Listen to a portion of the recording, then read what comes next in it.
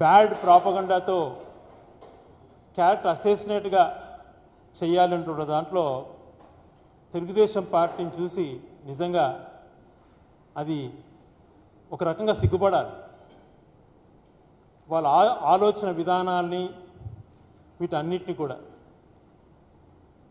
దాదాపుగా ప్రతి ఒక్కరికి సాచురేషన్ మూడ్లో వెల్ఫేర్ ఇచ్చినటువంటి విధానంలో కానీ ఇచ్చిన మేనిఫెస్టోని 100% అమలు చేసే విషయంలో కానీ కరోనా లాంటి మహమ్మారి భయంకరంగా ప్రపంచాన్ని గమనించినప్పుడు ఏ రకంగా రాజకీయ పార్టీ కానీ ఒక ముఖ్యమంత్రి వివరించాల్సిన తీరులో జగన్మోహన్ గారు వివరించిన తీరు కానీ మెడికల్ కాలేజెస్ కానీ హాస్పిటల్స్ కానీ అదే రకంగా స్కూల్స్ గవర్నమెంట్ స్కూల్స్ కానీ వీటిని అన్నిటినీ ఎంతో మంచిగా చేస్తే కూడా అనునిత్యం బురద చల్లేటువంటి కార్యక్రమం చేస్తూ మరొక పక్కన వాళ్ళు ఎన్నో రకాలుగా చెడు చేస్తున్నా కూడా ఎన్నో రకాలుగా ప్రజలకు నష్టం చేస్తూ వ్యవస్థ నిర్వీర్యం అవుతున్నా కూడా మట్టి ఇసుక అనేది లేకుండా లిక్కర్ అనేది కాకుండా భూములు దోచుకోవడంలోనే కాకుండా అన్నీ చేస్తుంటే కూడా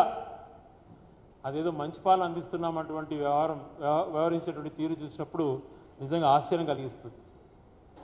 ఇవన్నీ ఒక ఎత్తైతే ఈరోజు తెలుగుదేశం వాళ్ళు ఏ రకంగా వ్యవహరిస్తారు, మంచిని ఏ రకంగా తగ్గిస్తారు, చెడుని ఏ రకంగా పెంచుతారు అనే దానికి ఈరోజు ఒక స్పష్టమైనటువంటి ఉదాహరణ మనం తీసుకోవచ్చు. అందులో భాగంగానే ఈ సెకీ ఒప్పందం. సెకీ అన్నటువంటిది సోలార్ కార్పొరేషన్ ఆఫ్ ఇండియా అన్నటువంటిది ఏదైతే సెకీ ఫామ్ అయిందో ఆ కంపెనీ సంబంధించి ఏదైతే అది ఒక లైసెన్స్డ్ పాన్ ఇండియాలో పవర్ని పర్చేస్ చేసి డిస్కామ్స్కి అమ్ముతుందన్నమాట ఈ సెకీ అన్నటువంటి కార్పొరేషన్. ఈ కార్పొరేషన్తో అత్యంత తక్కువగా జగన్మోహన్ రెడ్డి గారు ₹2.45 యూనిట్కి ఒప్పందం చేసుకుంటే ఏ రకంగా వ్యవహరించారో ఆ రోజు గతంలో అన్నది మనం చూసాం. జగన్మోహన్ రెడ్డి గారు ₹1,00,000 కోట్ల నష్టం చేశారు, 1,10,000 కోట్లు నష్టం చేశారు ప్రజలకు. దానివల్ల ఎంతో నష్టం జరుగుతుంది ప్రజలకు అని మాట్లాడిన వీళ్ళు ఈరోజు మరి ₹4.60 ఒప్పందం చేసుకున్నారు. దీన్ని ఏమనాలి? ఈరోజే జరిగినటువంటి అగ్రిమెంటు పూర్తిగా నిన్న ఏపీఆర్సీ సంబంధించి జీవో కూడా విడుదల చేశారు. యాక్సిస్ పవర్ వాళ్ళ దగ్గర నుంచి ₹4.60 యూనిట్ ఛార్జ్ కొన్నట్టుగా క్లియర్గా వాళ్ళు అంగీకారం తెలిపారు. ఆ జీవో విడుదల చేశారు. మరి ₹2.45 జగన్మోహన్ రెడ్డి గారు అగ్రిమెంట్ చేసుకున్న రోజున మీరు ఆ రకంగా మాట్లాడారే, మరి ఈ రోజున మీరు ₹4.60 చేసుకుంటున్నారు. దీన్ని ఏమనాలి? ఎంత దోపిడీ జరుగుతోంది ఇక్కడ.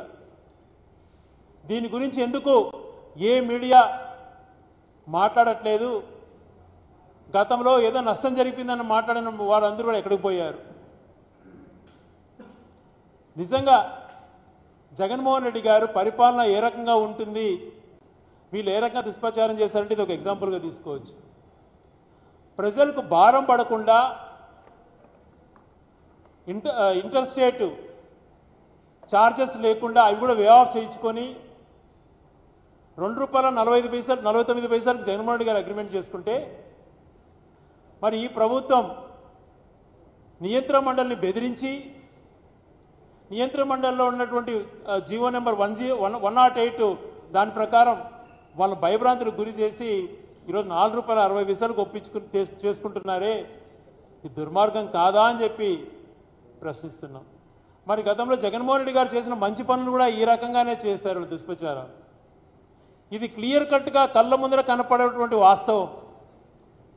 ఏ రకంగా విద్యుత్లో దోపిడీ జరిగిందో ఒకసారి ఆలోచన చేయమంటున్నా. మరి నాణ్యతమైనటువంటి విద్యుత్ ఇవ్వాలి,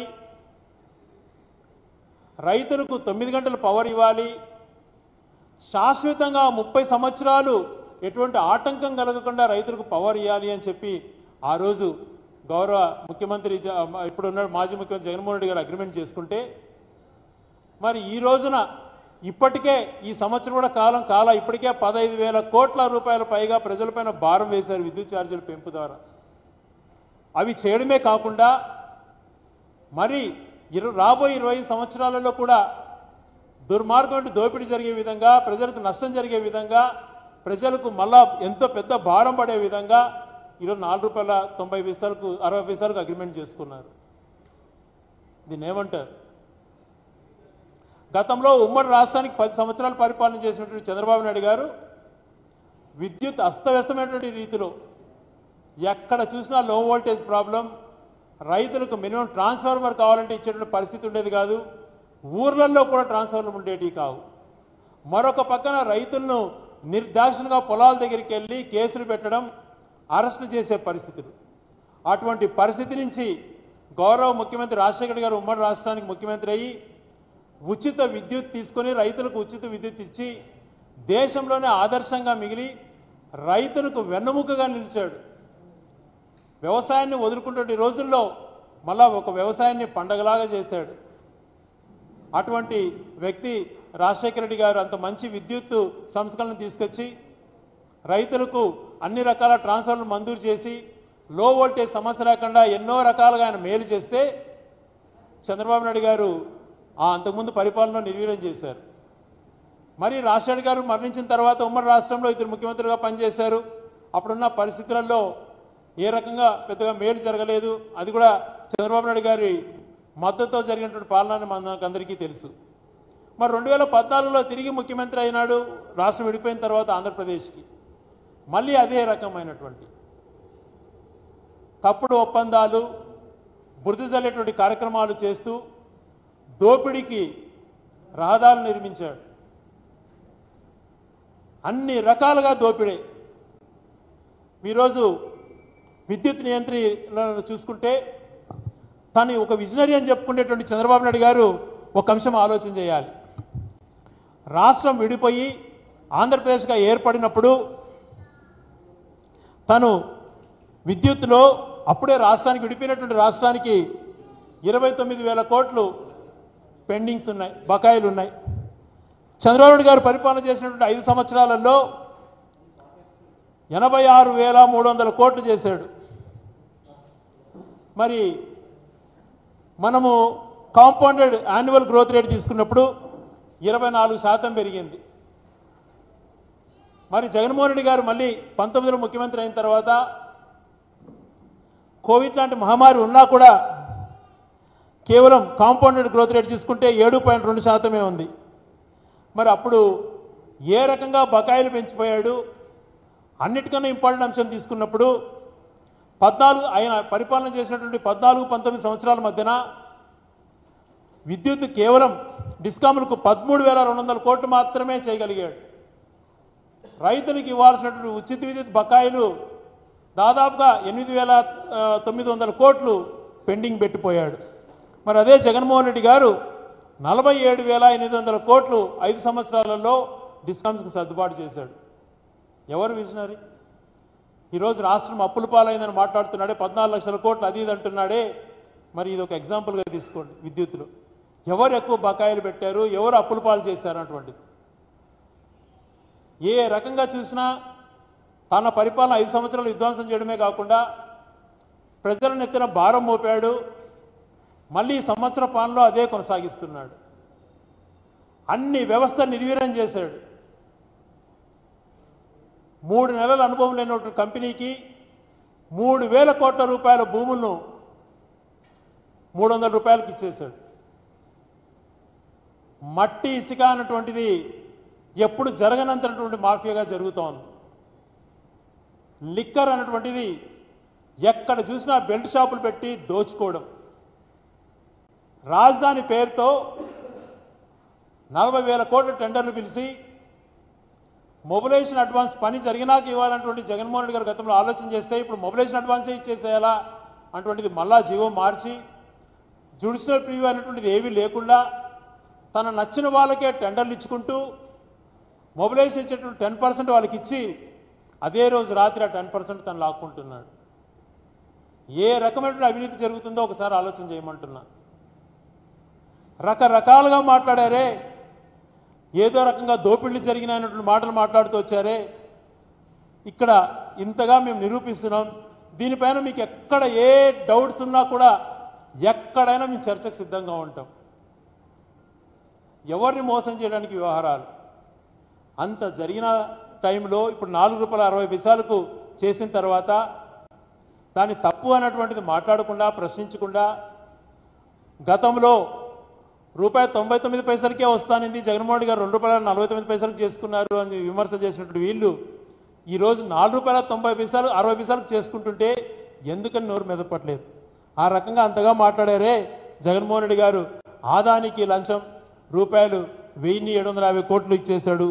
అందరూ కాదన్న ఆదానికే సమర్పణ చేశాడు. నిర్ణయాలన్నీ సీఎంఓలోనే జరిగిపోయినాయి అన్నటువంటి ఒక మాజీ మంత్రితో మాట్లాడించి ఒప్పందం పేరుకే సెకి ఒప్పందం ఆదానితో ఇవన్నీ అడ్డుగోల రాతలు రాశారే. అధిక ధరలు ఎందుకంటే అడ్డుగోలు వాదనట. ఎవరు చేస్తున్నారు? మీరా మేమా? నన్ను అర్ధరాత్రి 1 గంటకు నిద్ర లేపి సంతకం చేసుకున్నారు. ఈ రకమైనటువంటి రోజు ప్రచారాలు చేశారు. జ్యోతి ఈనాడులో ₹1,90,000 ₹1,10,000 ఏదో జరిగిపోయిందని మాట్లాడారు. మరి రాష్ట్రానికి సంపద సృష్టిస్తానని మాట్లాడి చంద్రబాబు నాయుడు గారు ఈరోజు జగన్మోహన్ రెడ్డి గారు ₹2.49 అగ్రిమెంట్ చేస్తే నువ్వు ₹4.60 చేసుకొని ప్రజలపైన దాదాపుగా 2 నుంచి 3 లక్షల కోట్లు రాబోయే రోజులలో భారం పడుతుంది. జగన్మోహన్ రెడ్డి గారు ఆ రోజు ఈ డబ్బులంతా మిగిలించినందుకు ఎవరు విజనరీ అనాలా, ఎవరు సంపద సృష్టించాడన్నటువంటి మాట మాట్లాడాలి చెప్పండి.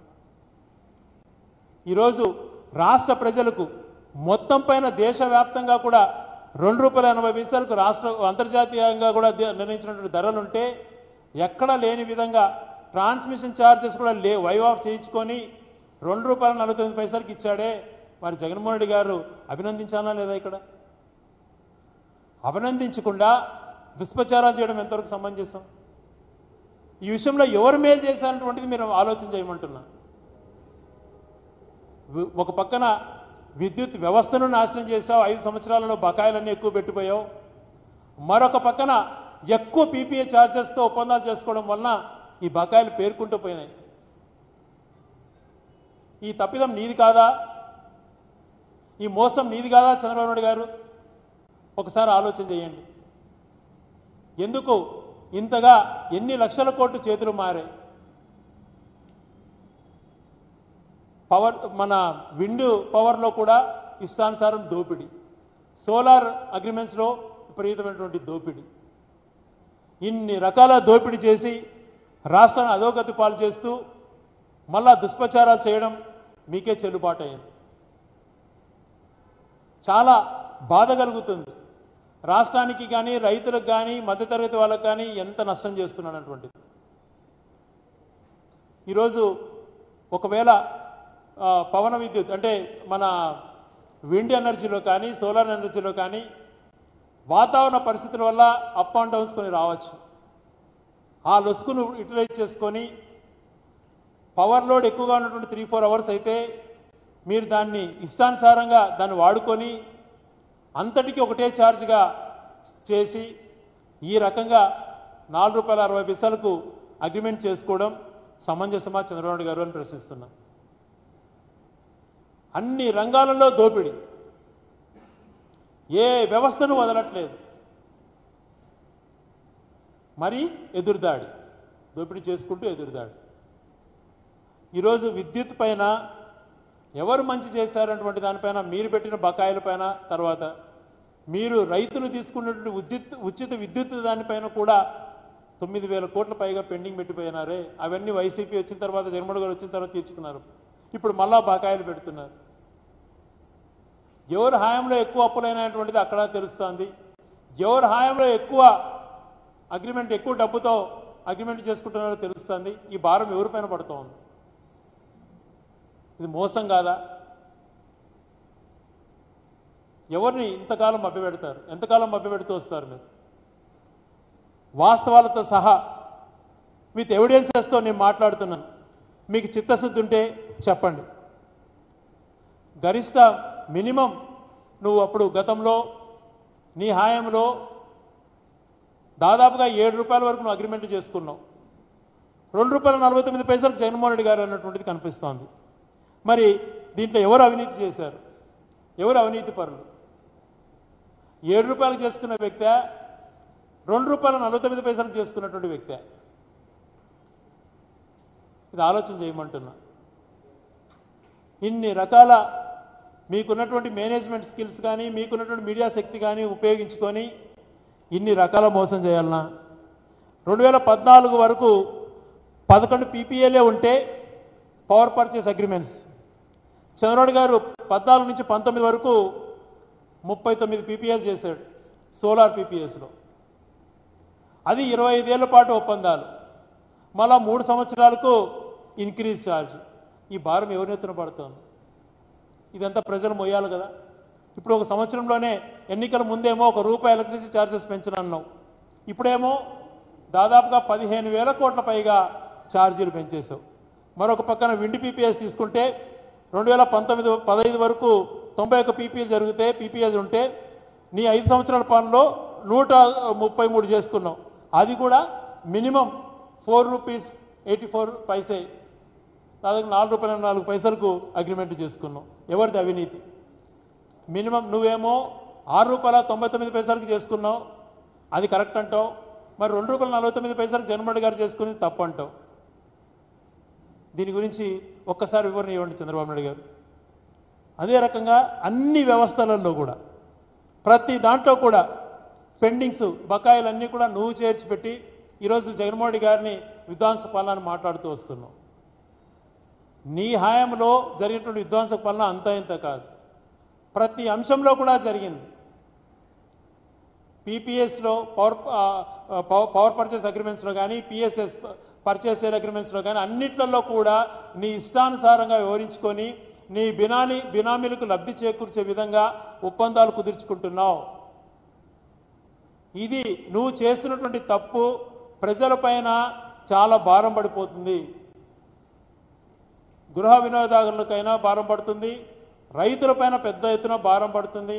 అన్ని రకాల ప్రజలు ఇదంతా కూడా మోయవలసింది ప్రజలను మోసం చేస్తున్నావు. ఇప్పటికైనా తప్పు ఒప్పుకొని గతంలో జగన్మోహన్ రెడ్డి గారు చేసింది ₹2.49 ఏదైతే ఉందో ఆ ప్రైస్కి మ్యాచ్ చేయడానికి కంపెనీలు ముందుకు వస్తున్నాయి.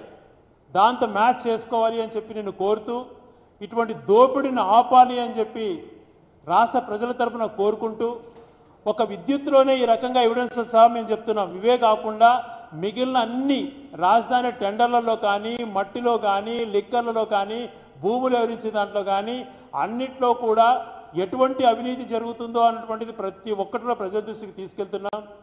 ఇవన్నీ చూస్తే దేశంలోనే ఎక్కడా ఇంత అవినీతి జరగలేదు, గతంలో కాదు ఎప్పుడు కూడా జరగబోదేమో. అవినీతిలో రికార్డు సృష్టించినటువంటి వ్యక్తి చంద్రబాబు నాయుడు గారు అన్నటువంటిది అర్థమవుతోంది. మరి ఇవన్నీ బయటకు వస్తున్నాయి.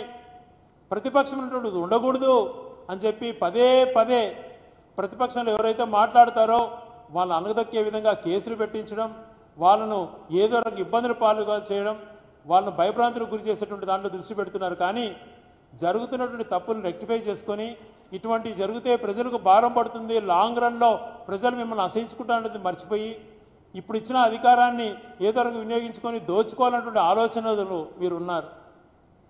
దయవుంచి మానుకోండి. ఇటువంటి దోపిడీ నిజంగా ఈరోజు సాక్ష్యాధారాలతో సహా మీరు గతంలో ఏ రకంగా వివరించింది, ఇప్పుడు ఏ రకంగా వివరించింది మేము సుదీర్ఘంగా వివరించాను. దీంట్లో ఏదైనా కూడా మీరు ఏ విషయం పైన డిబేట్కి రావాలన్నా నేను ఎప్పుడైనా సిద్ధంగానే ఉంటాను.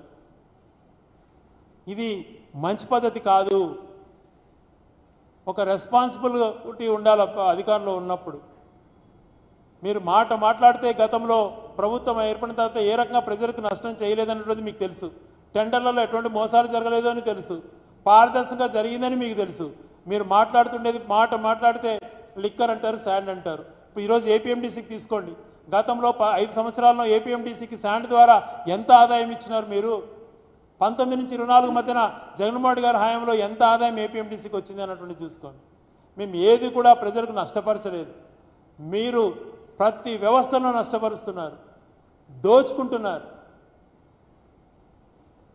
3 నెలల అనుభవం నేను ఒక కంపెనీకి 3,000 కోట్ల రూపాయల భూమిని 300కి ఇస్తారా? ఇది ఏ రకమైనటువంటి అవినీతి? ఒకసారి ఆలోచన చేసుకోండి. భూముల వ్యవహారం అలా చేస్తున్నారు, ఇష్టానుసారం దౌర్జన్యాలు చేస్తున్నారు. గతంలో అవినీతి జరిగిందని మాట్లాడుతున్నారు, మీరు చేస్తూ పోతున్నారు. గతంలో ఏమీ జరగలేదు, ఇప్పుడు మీరు చేస్తూ ఇతరులపై నిందేస్తున్నారు.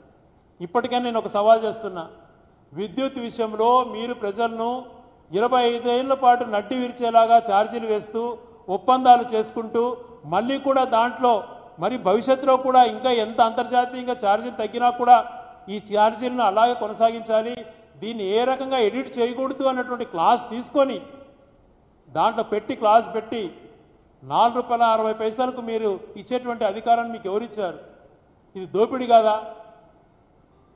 దీనికి స్పష్టమైనటువంటి సమాధానం చెప్పాలని డిమాండ్ చేస్తూ ఇప్పటికైనా జీవో వెనక్కి తీసుకొని, గతంలో జగన్మోహన్ రెడ్డి గారు ₹2.49 చేశారు, మీకు చేతనైతే అంతకన్నా తక్కువగా అవకాశం ఉంటే మీరు చేసి రాష్ట్ర ప్రజల దృష్టిలో మంచి చేసిన వాళ్ళుగా గుర్తింపు పొందుకోండి, లేకపోతే మీరు చిరస్థాయిగా అవినీతి పనులుగా నిలబడిపోతారని చెప్పి తెలియజేసుకుంటున్నారు.